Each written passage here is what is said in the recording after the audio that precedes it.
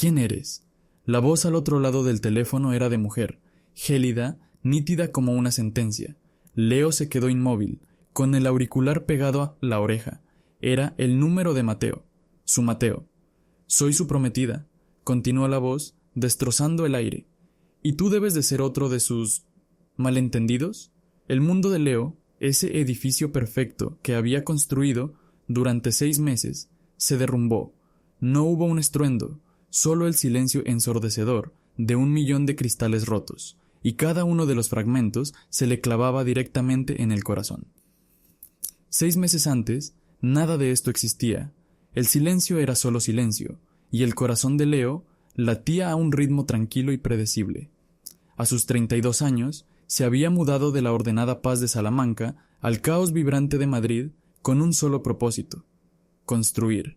Era arquitecto, un hombre que creía en los cimientos sólidos, en las estructuras que desafían el tiempo, pero en la soledad de la gran ciudad, lo único que había logrado edificar era una rutina vacía. El día que conoció a Mateo, no buscaba nada. Había entrado en una pequeña galería de arte en el barrio de las Letras para huir de un chaparrón de abril, y allí estaba él, de espaldas, frente a un lienzo gigantesco que representaba un mar embravecido. Parece que va a salirse del cuadro para ahogarnos a todos, ¿verdad?, dijo Leo, más para sí mismo que para el desconocido. El hombre se giró. No era su rostro lo que impactaba, sino la intensidad de su mirada. Había una tormenta en sus ojos que rivalizaba con la del cuadro. «O quizás solo está intentando respirar», respondió, y su voz tenía una calidez que contrastaba con la frialdad de la escena. Se llamaba Mateo. Era abogado, atrapado, según dijo, en un prestigioso bufete que pertenecía a su familia. Hablaron durante horas, de pie frente a aquella pintura. Hablaron del arte como vía de escape, de la presión de cumplir con las expectativas ajenas, de la sensación de ser un extraño en tu propia vida. Mateo hablaba de su deseo de libertad, de romper las cadenas invisibles que su apellido le imponía. Leo, por primera vez en mucho tiempo, habló de sus sueños más allá de los planos y las maquetas. El anhelo de construir no solo edificios, sino un hogar, un refugio. Esa misma noche, cenaron en un local minúsculo donde el vino era barato y las conversaciones profundas. Mateo lo escuchaba con una atención que desarmaba. No juzgaba, no interrumpía, solo asentía, y en sus ojos Leo veía un reflejo de sus propias esperanzas. «Vengo de una vida donde todo es apariencia», le confesó Mateo, mientras caminaban por las calles mojadas de Madrid. «Cada gesto, cada palabra está calculado. Contigo siento que por fin puedo respirar». Esa frase fue la primera piedra de la construcción de Leo. Se convirtió en su mantra. Su romance no fue un ascenso lento, sino una explosión. Fue un torbellino, de noches en vela en el pequeño balcón del apartamento de Leo, compartiendo secretos con los tejados de la ciudad como únicos testigos. Eran escapadas de fin de semana a pueblos perdidos donde nadie los conocía, donde podían ser simplemente ellos. Mateo era inteligente, apasionado, y su aparente vulnerabilidad derribó todas las defensas de Leo. Leo le abrió las puertas de su mundo por completo. Le enseñó los bocetos de su proyecto más personal, un centro comunitario diseñado con espacios abiertos y luz natural, un lugar para sanar. «Quieres construir refugios para otros, porque tú mismo necesitas uno», le dijo Mateo una noche, trazando con el dedo las líneas de un plano. «Déjame ser tu refugio, Leo». Y Leo le creyó. Por primera vez en su vida no se sentía como una anomalía, como un amor condicionado o secreto. Se sentía visto, se sentía real. Le entregó a Mateo la llave de cada rincón de su alma, convencido de que estaba construyendo sobre roca firme. La primera grieta apareció 2 meses después. Fue casi imperceptible, una fisura fina como un cabello. «Este fin de semana mis padres celebran su aniversario en la finca», dijo Leo, con una naturalidad que no presagiaba el desastre. «Me encantaría que vinieras. Quiero que los conozcas». Mateo palideció. Fue un cambio tan súbito que Leo pensó que se había sentido mal. «No puedo», dijo, desviando la mirada hacia la ventana. Mi familia es complicada, muy tradicional. Aún no es el momento. La palabra aún fue un bálsamo temporal, pero la herida ya estaba abierta. Aún no era el momento después de 4 meses de compartir una vida. Leo intentó ignorar la punzada de frío que le recorrió la espalda. Decidió confiar, porque dudar significaba admitir que los cimientos de su felicidad podían tener fallos. Pero las grietas empezaron a multiplicarse. Aparecieron las llamadas que Mateo cortaba de golpe si él entraba en la habitación, los mensajes que leía a escondidas, con el móvil inclinado para que no pudiera ver la pantalla, los viajes de trabajo de última hora, anunciados con una tensión que no encajaba con la excusa. ¿Pasa algo, Mateo?, se atrevió a preguntar una noche, después de que Mateo llegara a casa de madrugada, oliéndola un perfume que no era el suyo ni el de Leo. La reacción de Mateo fue explosiva. ¿Ahora vas a controlarme?, espetó, con una frialdad que Leo no le conocía. Estoy ahogado en trabajo, lidiando con la presión de mi familia para que sea quien no soy. ¿Y tú vienes con celos absurdos? Pensé que eras diferente, pensé que lo entendías. Y Leo se sintió culpable por dudar, por añadir más presión a la vida del hombre que amaba. Se disculpó, se tragó sus miedos y se esforzó por ser más comprensivo, por ser el refugio que Mateo necesitaba. Se convirtió en un experto en ignorar las señales de alarma, en reinterpretar las mentiras como malentendidos. Se convenció de que su amor era tan fuerte que podría soportar cualquier secreto, cualquier tormenta. La última noche fue la peor. Tenían planes para celebrar su 6º mes juntos. Leo había cocinado, había abierto una botella de ese vino que a Mateo tanto le gustaba. Pero Mateo nunca llegó. Primero fue un mensaje: el trabajo se ha complicado, llegaré tarde. Luego, el silencio.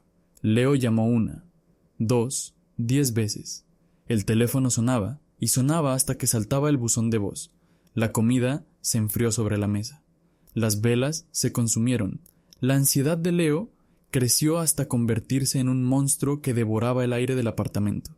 Llamó a los hospitales, con la voz temblando, imaginando un accidente terrible. Nada. Recorrió los bares que a veces frecuentaban. Ni rastro. Pasada la medianoche, se rindió. Se sentó en el sofá, en la oscuridad, mirando el teléfono como si pudiera obligarlo a sonar con la fuerza de su desesperación. Y entonces, a las 3 de la madrugada, el teléfono de Mateo volvió a tener señal. Leo no lo pensó, marcó. Su corazón latía con la esperanza irracional de escuchar su voz, de oír una excusa, cualquier excusa, por terrible que no fuera la que su instinto le gritaba. El teléfono sonó 1 vez, 2, y alguien descolgó, pero no era su voz, era una voz de mujer, gélida, nítida como una sentencia. ¿Quién eres? El silencio que siguió a esa pregunta. ¿Quién eres? Duró una eternidad o quizás un segundo. Para Leo, el tiempo había dejado de tener sentido. El aire en sus pulmones se convirtió en veneno. Creo que se ha equivocado de número. Logró articular, pero su propia voz le sonó lejana, como la de un extraño. Una risa seca, sin una pizca de humor, crepitó al otro lado de la línea. No me he equivocado. Sé perfectamente con quién hablo. Eres el arquitecto, ¿verdad? El de Salamanca, el que le está diseñando un refugio. Cada palabra era un golpe calculado, una demostración de poder. Ella no estaba herida, estaba ejecutando una sentencia. Leo sintió que el suelo se abría bajo sus pies. No era un error, era un ataque. No sé de qué me habla, mintió, aferrándose a los restos del naufragio. Oh, sí que lo sabes, replicó la voz, ahora con un matiz de impaciencia. Me llamo Sofía, y soy la persona con la que Mateo va a casarse la próxima primavera. Llevamos juntos 5 años, comprometidos desde hace 1. Nuestras familias son socias. Nuestro futuro está tan planificado como uno de tus estúpidos edificios. 5 años. La cifra resonó en la mente de Leo, borrando los 6 meses de su existencia como si nunca hubieran ocurrido. Él no era una historia de amor, era un interludio, una nota a pie de página en la vida real de Mateo.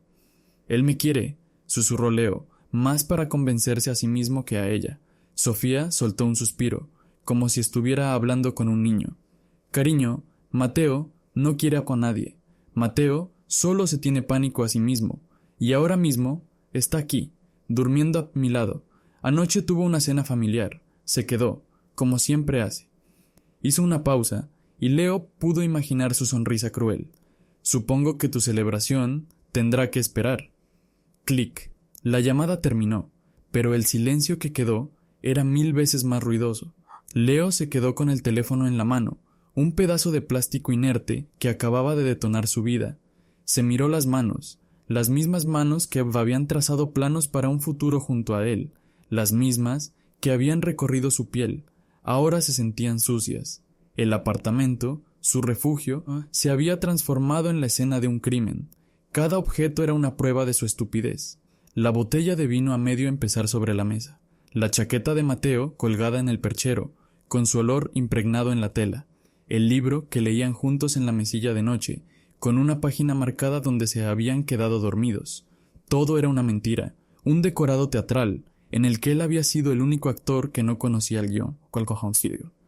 ¿Fueron reales algunas de sus palabras, sus miradas, las noches en que Mateo le hablaba de su miedo a no ser suficiente para su padre? ¿O todo había sido una actuación magistral para conseguir lo que quería? ¿Un escape temporal? ¿Un confidente sin consecuencias? Un impulso violento, primario, se apoderó de él. Quiso destrozarlo todo, romper los platos, rasgar los planos, prenderle fuego a la chaqueta, pero no pudo moverse. Estaba paralizado por una lucidez aterradora. Necesitaba verlo, necesitaba que la imagen de su traición reemplazara los recuerdos falsos. Su mente de arquitecto, acostumbrada a la evidencia empírica, exigía una prueba visual del derrumbe. Se puso los zapatos de forma automática, sin pensar a dónde iba. Salió a la calle. El frío de la madrugada madrileña le golpeó la cara, pero no sintió nada. Caminaba sin rumbo, con la única certeza de que no podía volver a ese apartamento. Las calles desiertas parecían un reflejo de su vacío interior. Entonces, un recuerdo lo asaltó. Una conversación casual de hacía meses. Mateo, riendo, le había hablado de un restaurante cerca del Retiro, en pleno barrio de Salamanca. «Es el cuartel general de mi familia», había bromeado. «Un lugar al que nunca te llevaré, porque allí tendría que fingir». Era una idea descabellada, una aguja en un pajar, pero era lo único que tenía. Se dirigió hacia allí, movido por una fuerza oscura, una necesidad masoquista de presenciar el final. El restaurante que Mateo había mencionado estaba cerrado. Por un instante, Leo sintió una punzada de alivio. Quizás todo había sido una pesadilla. Quizás podía volver a casa y al despertar, todo seguiría como antes. Pero entonces, al cruzar la calle, lo vio. No estaban en ese restaurante, sino en la terraza acristalada de otro, justo enfrente. Un lugar igualmente caro, igualmente anónimo. La escena era perfecta, como sacada de un anuncio. Mateo, con un traje impecable, reía. Sostenía la mano de una mujer elegante, Sofía, cuya sonrisa era tan pulcra como su vestido. La forma en que él la tocaba era distinta. No era la caricia íntima y cómplice que Leo conocía.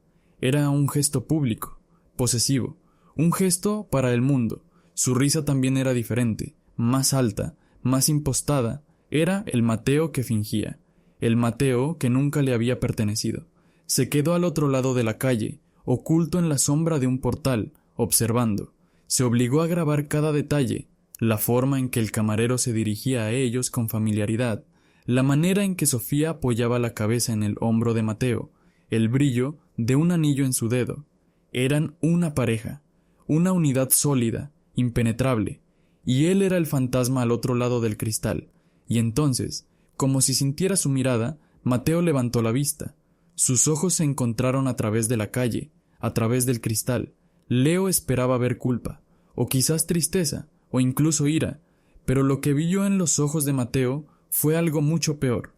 Pánico, pánico puro y absoluto, el terror de un animal acorralado, el espanto de ver cómo sus dos mundos, tan cuidadosamente separados, colisionaban de forma catastrófica. En esa mirada no había amor por Leo, ni remordimiento por la traición, solo había miedo por sí mismo. Esa mirada fue el golpe final, lo borró por completo, le confirmó que él nunca había sido una persona, sino un riesgo, un secreto que acababa de ser descubierto.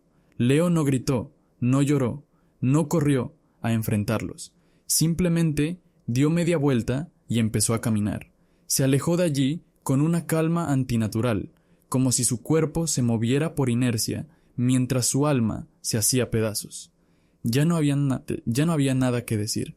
La verdad no necesitaba palabras. El camino de vuelta a casa fue una nebulosa. No recordaba las calles que tomó ni cómo encontró el portal. Cuando entró en el apartamento, la luz del amanecer empezaba a filtrarse por la ventana, iluminando la escena de la noche anterior, la cena intacta, las velas consumidas. Se detuvo frente al espejo del pasillo y se miró. No se reconoció.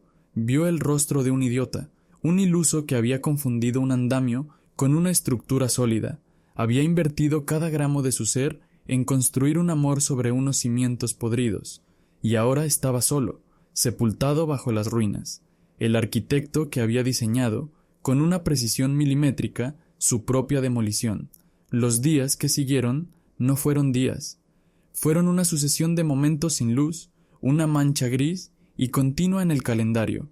El dolor no era una emoción aguda, como un corte, sino una condición atmosférica, una niebla densa y fría que se había instalado dentro de su apartamento y dentro de su cabeza, distorsionando la realidad. Lo primero que hizo fue purgar. Con una energía febril, casi violenta, se dedicó a borrar a Mateo de su espacio físico. Arrancó de la nevera la foto que se habían hecho en Toledo, la hizo trizas y luego quemó los pedazos en el fregadero, observando cómo el rostro sonriente de Mateo se arrugaba y ennegrecía hasta desaparecer. Arrojó a una bolsa de basura su cepillo de dientes, el libro a medio leer de la mesilla, la única camisa que se había dejado olvidada, la cogió y por un instante aspiró su olor buscando un último vestigio de verdad, pero solo encontró el aroma rancio de la mentira. La metió en la bolsa con rabia. Luego vino el exterminio digital, abrió su teléfono y borró su número, su chat, y después, una a una, cada foto, cientos de ellas, un fin de semana en la sierra, una tarde en el museo, una selfie tonta en el sofá. Cada imagen era una pequeña puñalada. Con cada pulsación en eliminar, sentía que se estaba amputando una parte de su propia memoria. Al terminar, el carrete de su cámara estaba casi vacío, despojado de los últimos 6 meses de su vida. El alivio que esperaba no llegó, solo un vacío aún más grande. Vivía en un silencio sepulcral, roto únicamente por el martilleo constante de sus pensamientos. ¿Cómo no lo había visto? ¿Tan ciego estaba? Repasaba cada conversación, cada gesto, buscando pistas que había ignorado. Las piezas ahora encajaban con una claridad monstruosa. La aversión de Mateo a hablar del futuro, su pánico a ser visto en público en ciertos barrios, la forma en que su teléfono siempre estaba boca abajo sobre la mesa. No eran peculiaridades de un hombre reservado, eran las precauciones de un mentiroso profesional. Al tercer día de aislamiento, el hambre de contacto humano se volvió insoportable. Necesitaba oír una voz que no fuera la de sus propios demonios. Necesitaba un ancla, y en su desesperación cometió el error de buscarla en el lugar equivocado. Llamó a sus padres. Su madre contestó al segundo tono, con esa alegría suya tan característica que por un instante a Leo se le olvidó por qué llamaba. «Hijo, qué sorpresa. ¿Todo bien por Madrid?» «Mamá». La voz se le quebró. No pudo decir nada más. Un sollozo seco, ahogado, escapó de su garganta. El tono de su madre cambió al instante, volviéndose pura preocupación. «Leo, ¿qué pasa? ¿Estás bien? ¿Ha ocurrido algo?» «Mateo», consiguió decir, «me ha dejado». Y entonces se rompió. Le contó todo, de forma atropellada, entre lágrimas de rabia y humillación. Le habló de la llamada de Sofía, de la escena en el restaurante, de los 5 años de mentiras. Vació todo el veneno que llevaba dentro, esperando recibir a cambio un abrazo a través del teléfono, un «estamos contigo, hijo», un «no te merece». Pero la respuesta que obtuvo fue un silencio cargado, un silencio que se alargó demasiado. «Hijo», dijo su madre finalmente, y en su voz ya no había solo preocupación, sino algo más, una cautela, una distancia. Hijo, lo siento mucho, de verdad, pero quizás esto sea una señal. Leo se quedó helado. ¿Una señal? ¿De qué? Bueno, siempre nos ha preocupado esta vida que llevas. Sabes que tu padre y yo te queremos más que a nada, pero es un camino tan difícil, tan lleno de estas cosas. Estas cosas. No dijo traiciones, no dijo dolor, dijo estas cosas, como si el engaño de Mateo fuera un síntoma inevitable de la propia identidad de Leo. Mamá, me ha engañado durante 6 meses, me ha destrozado, y me dices que el problema es la vida que llevo. No digo que sea tu culpa, cariño, solo que...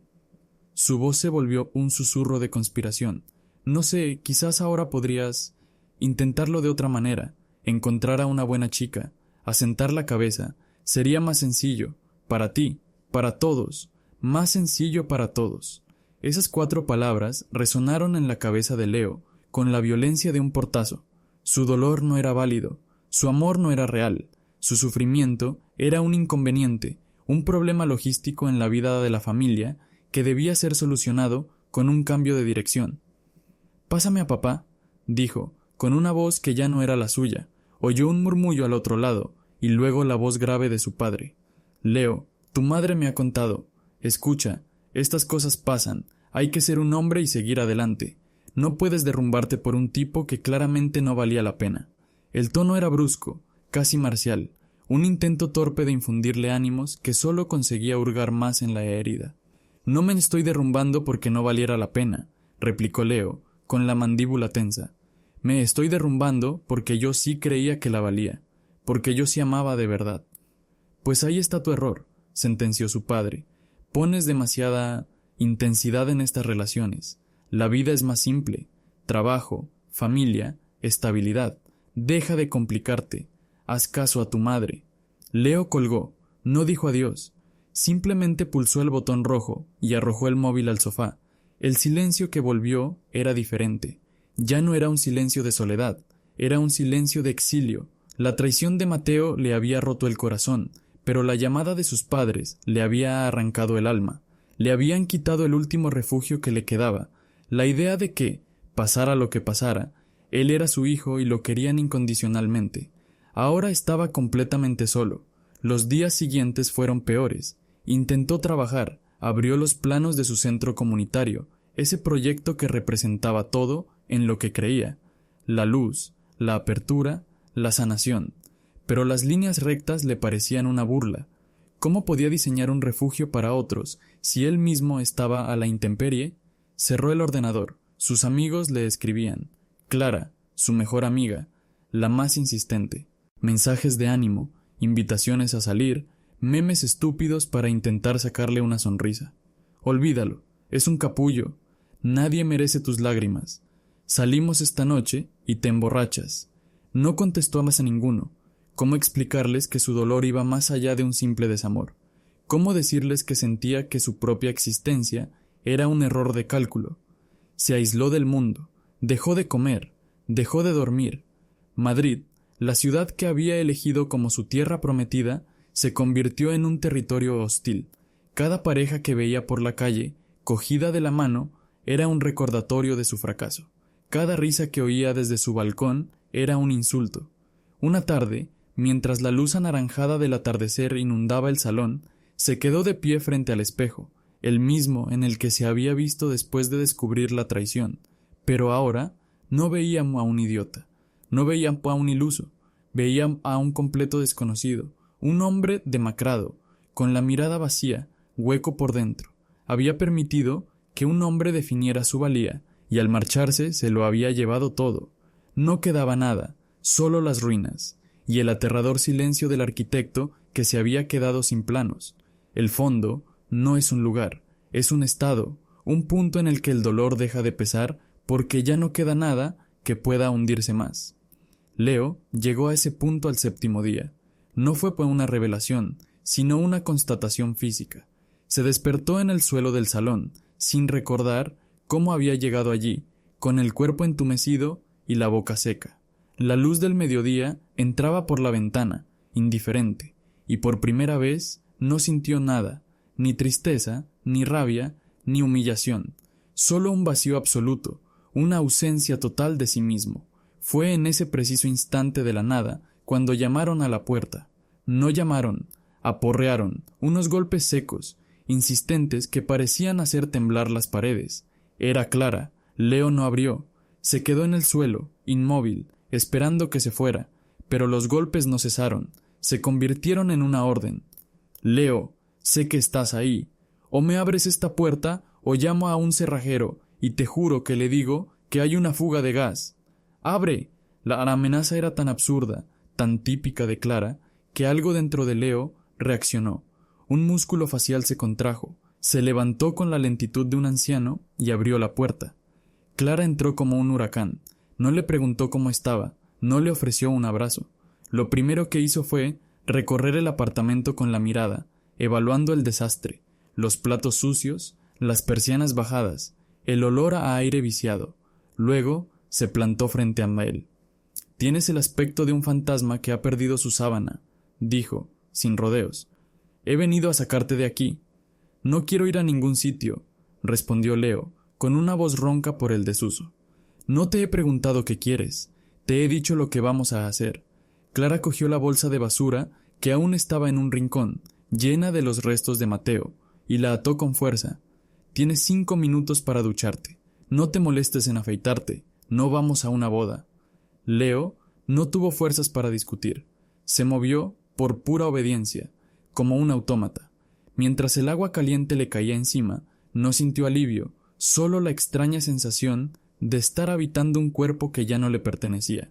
Clara no lo llevó a un bar para emborracharse, no lo llevó al cine para distraerse, lo llevó a un centro cívico en un barrio anodino, a una sala en un sótano con sillas de plástico dispuestas en círculo y una mesa con un termo de café de aspecto dudoso.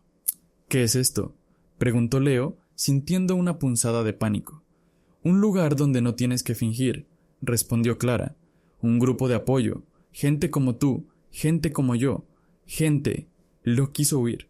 La idea de sentarse a escuchar las desgracias ajenas, de tener que balbucear la suya, le parecía una humillación insoportable, pero Clara le lanzó una mirada que no admitía réplica. Se sentaron. Había unas 10 personas, de todas las edades. El coordinador, un hombre tranquilo llamado David, dio la bienvenida y cedió la palabra. Leo se mantuvo en silencio, encorvado en su silla, observando. Al principio, escuchaba con cinismo. Un chico joven contaba su difícil salida del armario con su familia religiosa. Una mujer trans hablaba de su lucha por encontrar trabajo, historias de armarios y exilios, de amores rotos y soledades compartidas. Leo pensaba, nadie entiende lo mío es diferente. A mí no me han rechazado por ser quien soy, me han utilizado y desechado como un objeto. Y entonces habló un hombre, se llamaba Javier, tendría unos 50 años, y su voz era serena, pero cargada de un peso antiguo. «Durante años», comenzó, «creí que el problema era el mundo, mi familia, que no me aceptaba, mis parejas, que no me entendían, la sociedad, que me señalaba, así que me dediqué a construir mi vida para que ellos la aprobaran. Estudié la carrera que mi padre quería, me comporté como esperaban, incluso en mis relaciones, siempre buscaba a alguien que me validara, que me diera el permiso para existir. Construí una vida perfecta desde fuera, y cuando la terminé, me di cuenta de que había construido una cárcel preciosa, con unos muros muy sólidos. El día que mi última pareja me dejó, no fue él quien me rompió, fui yo. Me di cuenta de que le había entregado las llaves de mi propia celda, y que el único que podía liberarme era yo mismo. La batalla más dura no es contra los demás, es contra esa voz dentro de ti que te dice que no mereces ocupar un espacio en el mundo». Cada palabra de Javier fue como un martillo golpeando los muros internos de Leo. Construyó una cárcel. Él, el arquitecto, se vio a sí mismo, diseñando su felicidad en función de otro, entregándole a Mateo no solo su corazón, sino los planos de su propia autoestima. Le había permitido definir su valor, y cuando Mateo se fue, se llevó consigo toda la estructura.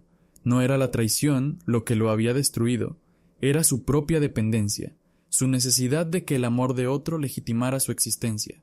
Se quedó en silencio el resto de la sesión, pero por primera vez escuchaba de verdad.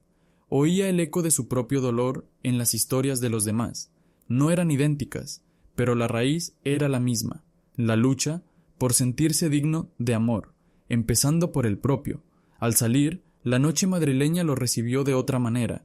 Ya no le parecía hostil, simplemente era. Clara caminaba a su lado en silencio, dándole espacio. «Gracias», dijo Leo, y la palabra sonó extraña en sus labios. «No me las des a mí», respondió ella. «Solo te he abierto una puerta. El que tiene que cruzarla eres tú». Esa noche, Leo durmió por primera vez en una semana. Un sueño pesado, sin sueños. Al despertar, algo había cambiado. La niebla no se había disipado del todo, pero había una fisura en ella, y a través de esa fisura se colaba una emoción nueva, una que no había sentido desde la llamada de Sofía. La rabia. No era la rabia impotente del humillado, era una rabia fría, lúcida, estructural, la rabia del constructor que mira los escombros y, en lugar de lamentarse, empieza a calcular cuántos ladrillos necesitará para volver a empezar. Estaba furioso, furioso con Mateo por su cobardía, furioso con sus padres por su incapacidad para amarlos sin condiciones, pero sobre todo, estaba furioso consigo mismo por haberlo permitido, por haber renunciado a su poder. Esa rabia no era un veneno, era combustible. Se levantó y por primera vez sintió hambre. Se preparó un café y se sentó frente a su ordenador. Lo abrió y buscó los planos de su centro comunitario. Los miró, pero ahora con otros ojos. Ya no eran un recordatorio de su fracaso, eran un manifiesto, un edificio donde la luz entraba a raudales, sin pedir permiso, un lugar donde la vulnerabilidad no era una debilidad, sino un cimiento. Supo lo que tenía que hacer, necesitaba un cierre, pero no el cierre de las películas, donde todo se perdona y se entiende.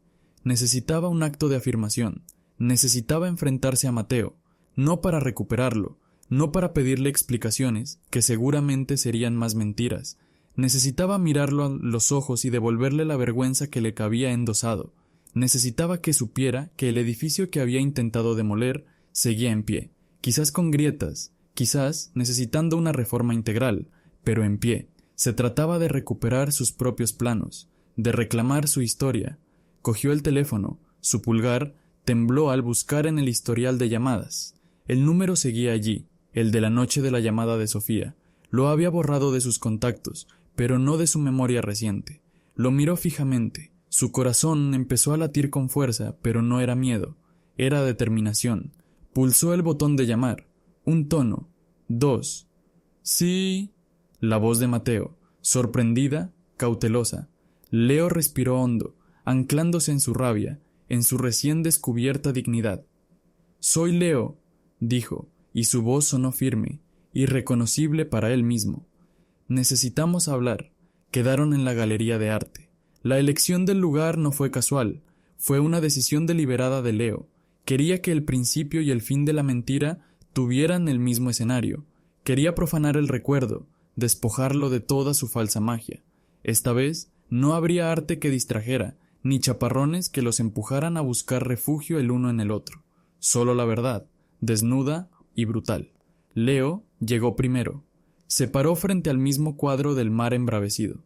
Ahora no veía una tormenta romántica, sino un caos violento, el reflejo exacto del mundo interior de Mateo, un caos del que él por fin se sentía a salvo. Estaba tranquilo. El nerviosismo de la llamada se había disuelto, reemplazado por una certeza fría. Sabía exactamente por qué estaba allí. Mateo llegó 5 minutos tarde, como siempre. Su aspecto era el de un hombre que llevaba días sin dormir. Las ojeras, la palidez, la forma en que su traje caro parecía colgarle de los hombros, todo hablaba de un derrumbe personal. Pero Leo no sintió ni una pizca de compasión. Vio simplemente las consecuencias. «Leo», empezó Mateo, con una voz que era una sombra de la que él recordaba.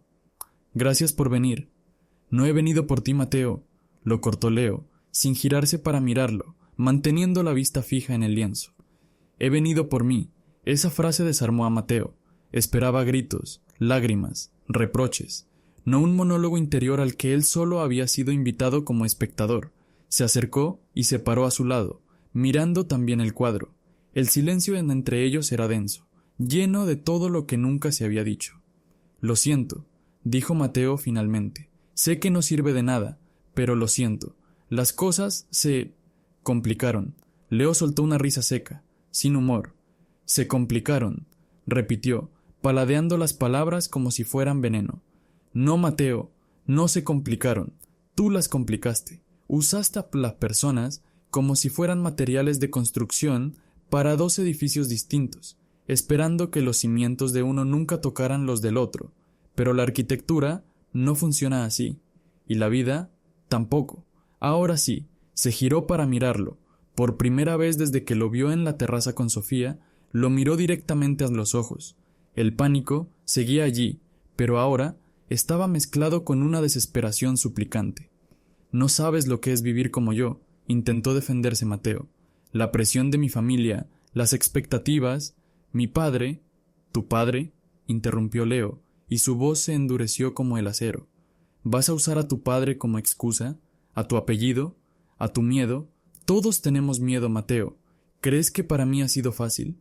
Salir del armario en una ciudad pequeña, soportar las miradas, los susurros, recibir una llamada de mi propia madre sugiriendo que intente ser normal para que todos vivamos más tranquilos. La diferencia es que mi miedo no me da derecho a destruir a nadie. El tuyo, en cambio, es un bulldozer». Mateo retrocedió un paso, como si las palabras lo hubieran golpeado físicamente. «Sofía lo sabe todo», confesó, en un hilo de voz. «Me dejó, ha hablado con su padre, el bufete, mi carrera, todo se está desmoronando, lo he perdido todo». La confesión no produjo en Leo la satisfacción vengativa que quizás Mateo esperaba. No sintió alegría por su desgracia, sintió una profunda, abrumadora lástima, pero no por Mateo, por el hombre que pudo haber sido. «No has perdido todo, Mateo», dijo Leo, con una calma que lo sorprendió incluso a él. «Solo has perdido las estructuras que construiste sobre la mentira, y eso no es una pérdida, es una demolición, es la única forma de empezar a construir algo real. El problema es que no sé si tienes los planos para hacerlo». Se hizo otro silencio. La gente que visitaba la galería pasaba a su alrededor, ajena al pequeño derrumbe que estaba teniendo lugar en esa esquina. «¿Qué quieres de mí, Leo?», preguntó Mateo, finalmente, con el tono de un hombre derrotado. «¿Quieres que sufra? ¿Quieres que te pida perdón de rodillas? Lo haré». Leo negó con la cabeza lentamente. «No quiero nada de ti. Ese es el problema. Que ya no quiero nada. Durante meses me hiciste creer que eras mi refugio.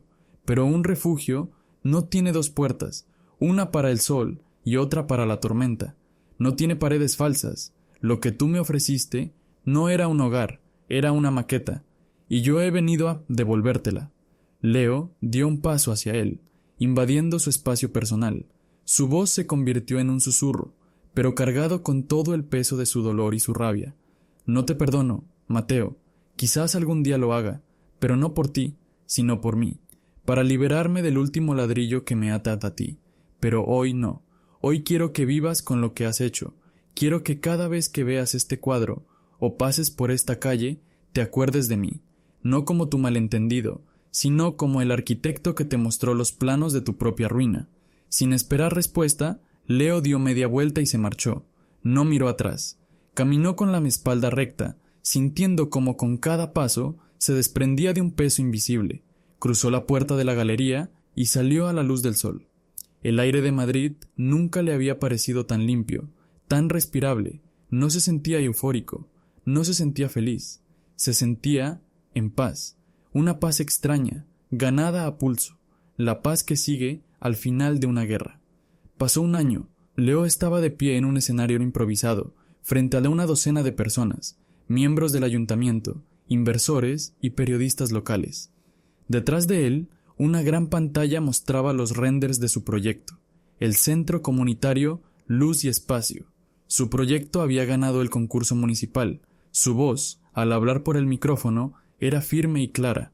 Hablaba de estructuras que respiran, de la importancia de la luz natural para la salud mental, de crear espacios que no solo alberguen, sino que también sanen. Un edificio, dijo, mirando a su audiencia, no es solo un conjunto de muros y vigas, es un organismo vivo, es un testimonio de nuestras prioridades como comunidad, puede ser una fortaleza que nos aísla o un puente que nos conecta. Yo he elegido diseñar un puente. Mientras hablaba, vio a Clara en primera fila, sonriéndole con un orgullo que casi lo hizo emocionarse, y vio a sus padres. Estaban sentados un poco más atrás, incómodos en sus sillas, pero estaban allí. Había sido un camino largo y difícil con ellos, meses de conversaciones tensas, de silencios dolorosos, pero después de que él les enviara una invitación formal al evento, sin exigencias ni reproches, habían decidido venir. No era una victoria total, pero era un cimiento, el inicio de una posible reconstrucción. Cuando terminó su presentación, los aplausos llenaron la sala. Se bajó del escenario, sintiendo una mezcla de agotamiento y satisfacción profunda. Mientras recibía felicitaciones, un hombre se le acercó. Era uno de los miembros del jurado, un arquitecto de renombre al que Leo admiraba desde la universidad. «Tu proyecto tiene algo que los demás no tenían», le dijo el hombre, estrechándole la mano. «Tiene verdad. Se nota que no solo has diseñado un edificio, has diseñado una parte de ti». Leo sonrió, una sonrisa genuina, la primera en mucho tiempo que no llevaba el peso de ningún recuerdo.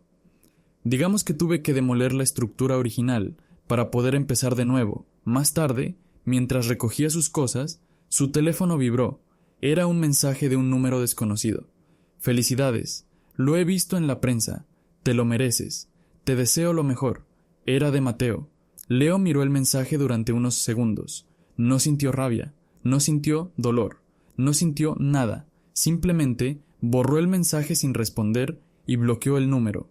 El pasado ya no tenía poder sobre él. Era solo un eco, el ruido lejano de una demolición que había dado paso a un solar limpio, listo para construir. Salió del edificio y se encontró con la noche de Madrid.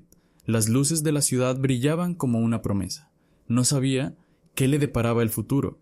No sabía si volvería a enamorarse, si construiría ese hogar que tanto anhelaba. Pero por primera vez no le importaba. Había aprendido la lección más importante de todas. Él, el arquitecto, era su propio refugio, y los cimientos, esta vez, eran indestructibles.